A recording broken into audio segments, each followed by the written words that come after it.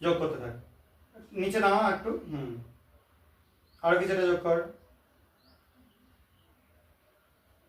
আরো কিছুটা যোগ কর, বেশ ভালো।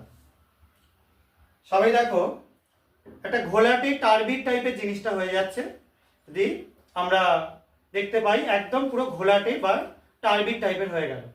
এটা যে কারণের জন্য হলো, এখানে তৈরি হলো, এটা যেহেতু ছিল সালফিউরিক অ্যাসিডের সলিউশন, তার মধ্যে আমরা দিলাম বেরিয়াম ক্লোরাইড সলিউশন, এটা দেওয়ার জন্য বেরিয়াম সালফেট BaSO4 তৈরি হলো।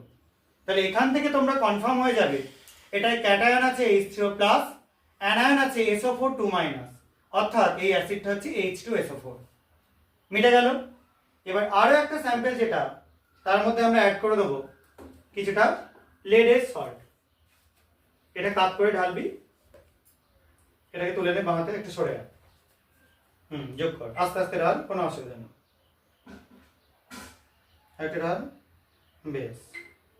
দেখো এটা আরো ডেনসিভ সাদা মিল্কি হোয়াইট তৈরি হচ্ছে, এটা লেড সালফেট তৈরি হয়ে গেছে, ঠিক আছে, লেড ক্লোরাইড PbCl2 তৈরি হয়ে গেছে, যার জন্য এরকম মিল্কি হোয়াইট কালারেশনটা তোমরা দেখতে পাচ্ছ।